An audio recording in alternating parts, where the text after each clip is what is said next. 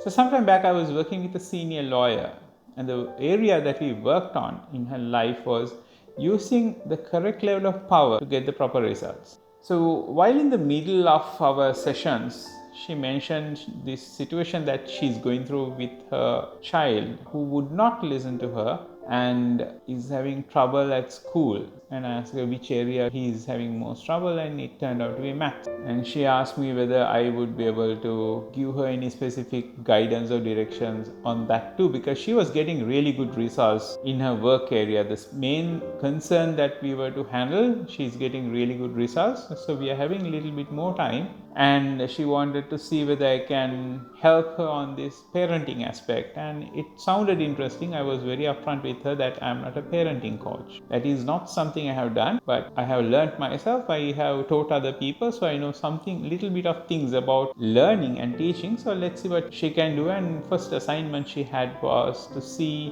whether he is good in anything, whether he would sit down and do something. She was trying to get her to read and follow instructions and get him to do the schoolwork. And this child would not sit. He didn't want to do any of his schoolwork. So she noticed that he would interact with things better. He would physically engage with things better than other things, and he would pay attention when he is physically engaging. Then I told her maybe that is what you have to focus on. So the idea here is little known NLP concept called NLP strategies.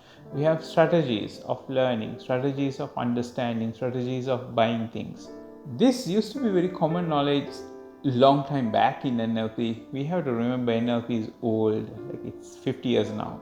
And when things get formalized into practitioner and master practitioner, some things got added, certain things were not that emphasized. So this is something, if you have done an NLP practitioner training, or if you have done an NLP master practitioner training, you probably don't know this. You probably have not studied this. So you might not know what NLP strategies are.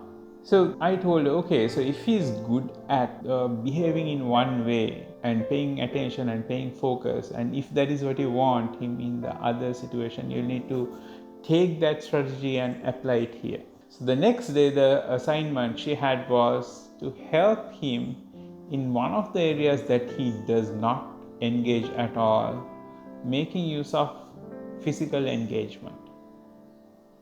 So one assignment he had from school, this child had from school, was to draw triangles and squares in a way to understand some sort of addition. Two triangles become one square, some sort of a thing. So he had to draw them. But then this mother remembered he'd like to engage. So first thing she did was she took a piece of paper and cut all these things in shape, in scale, and gave it to him, and he got him to do it by hand, not drawing.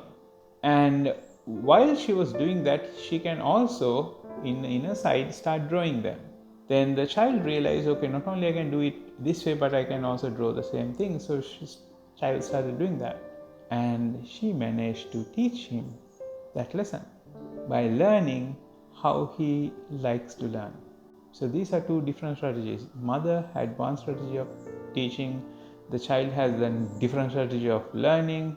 Mother learned the child's strategy of learning. Mother changed her strategy of teaching to adapt to the child's strategy of learning, and child learned.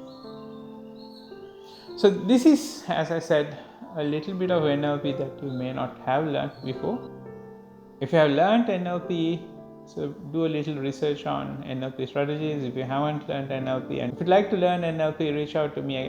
We'll be scheduling a group class soon. And if you want coaching for work, relationship, and success, reach out to me. We can schedule that as well.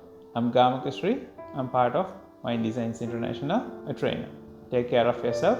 Jai Shri.